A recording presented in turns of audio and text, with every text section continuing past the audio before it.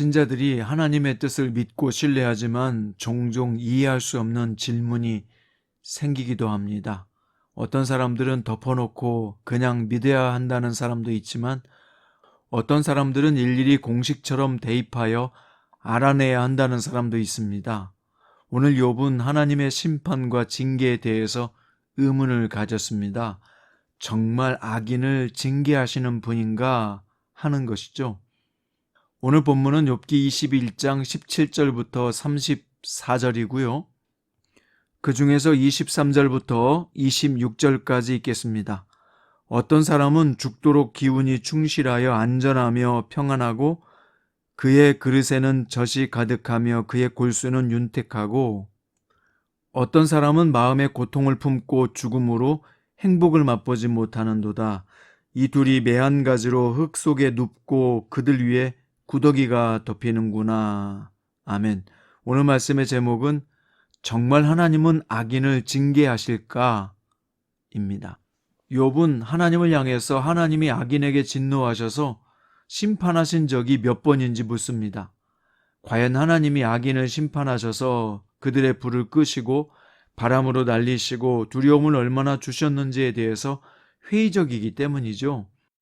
욥의 세 친구들은 하나님이 악인들의 죄악을 쌓아두었다가 그들의 자녀들에게 갚는다고 주장했는데 욥은 이들의 주장에 동의하지 않습니다. 여기서 욥은 두 가지 질문을 하는데요.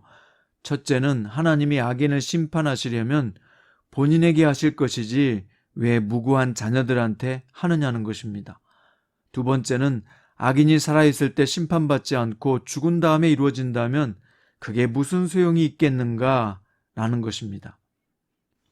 욥은 이어서 운명이 다른 두 사람의 사례를 통해서 하나님의 이해할 수 없는 다스리심에 이의를 제기했는데요.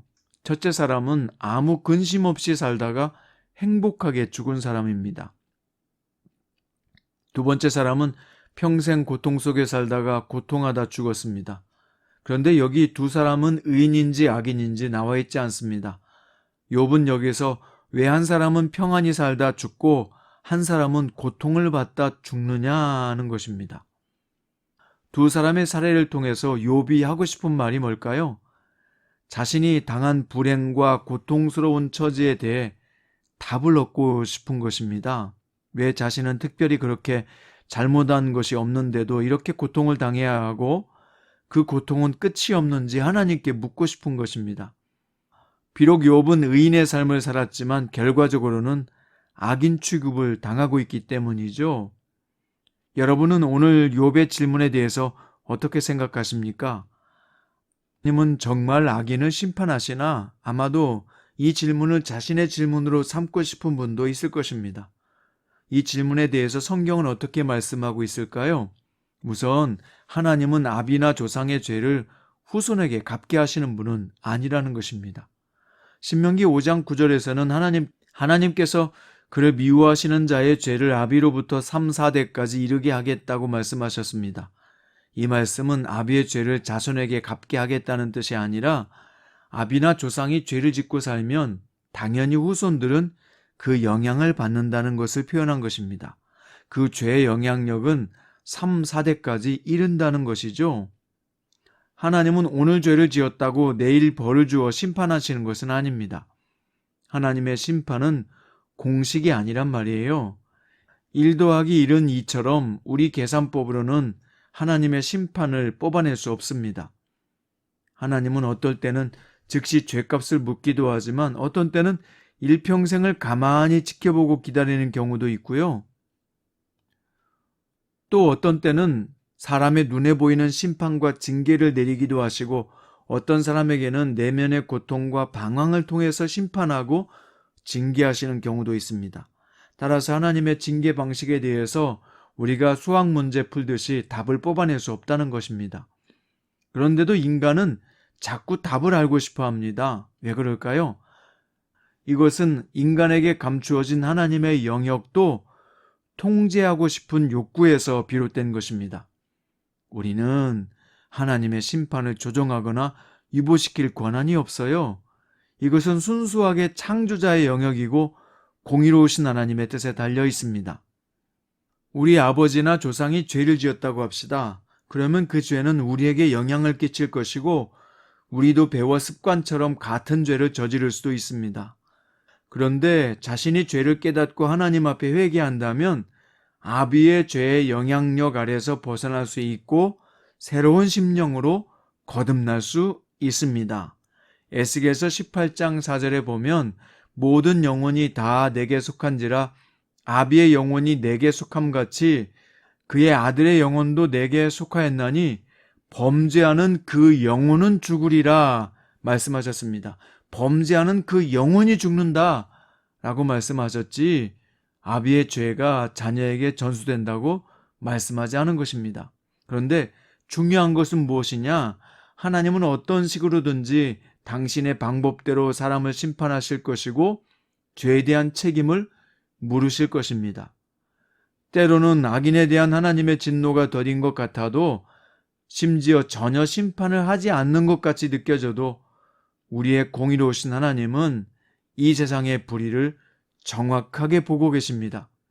하나님을 믿지 않는 자는 그 죄악대로 심판하실 것이요 하나님을 믿으면서도 죄를 짓는 사람은 올바로 살라고 징계하십니다.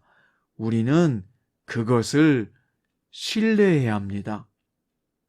하나님은 아모리 사람들의 죄악을 지켜보다가 일정 부분에 도달했을 때 심판하셨잖아요. 하지만 이스라엘 죄악에 대해서는 광야 생활을 동안에 즉각 징계하시는 것을 볼 수 있습니다.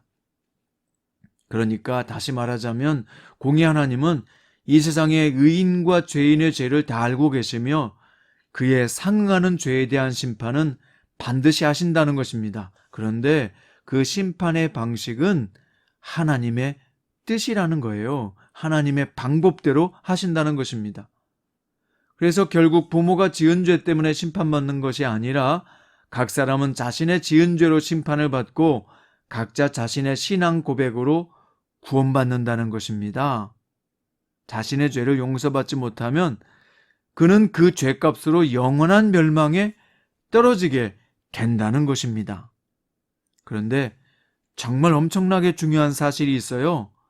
그 죄를 용서받을 방법이 있다면, 죄값을 대신 치러줄 사람이 있다면 그는 그 죄값을 담당하지 않아도 되고 심판은 피할 수 있는 것입니다. 예수님이 이 땅에 오신 이유는 의인을 부르러 온 것이 아니라 죄인을 부르러 오셨고 의로우신 그분은 죄인들의 죄를 대신해서 십자가에서 형벌을 받으셨으며 죄인들을 거룩하신 하나님께로 인도하기 위하여 부활하셔서 하나님 보좌 우편에 중보자로 계시다는 것입니다. 이것이 정말 중요한 것입니다. 요한일서 5장 11절부터 12절에는 이렇게 말씀합니다. 또 증거는 이것이니 하나님이 우리에게 영생을 주신 것과 이 생명이 그의 아들 안에 있는 그것이니라. 아들이 있는 자에게는 생명이 있고 하나님의 아들이 없는 자에게는 생명이 없느니라. 오늘 하나님이 선물로 주신 이 하루를 생명이 없는 자처럼 기가 죽고 풀이 죽어 살지 말고 생명을 가진 자로 희망차게 사십시오. 이 하루를 구원받는 자로 당당하게 살아가십시오. 심판받을 자가 아니라 심판을 피한 자로 살아가십시오. 그렇게 살아가기를 주님의 이름으로 축원드립니다. 기도드립니다. 하나님은 반드시 세상을 징계하시고 또한 심판하시는 분인 것을 저희가 믿습니다. 그런데 정말 중요한 것은 우리가 예수님을 통해서 하나님의 그 무서운 심판을 피하게 되었다는 것입니다. 영원한 생명과 영원한 구원을 얻었다는 것입니다. 이 은혜에 감사하며 감격하며 이 하루를 살게 해 주옵소서. 하나님께 받은 이 선물로 받은 이 소중하고 귀한 하루를 오늘 또 하나님 앞에서 당당하게 가치 있게 살아갈 수 있는 참된 그리스도인이 되게 하여 주소서. 예수님의 이름으로 기도드립니다.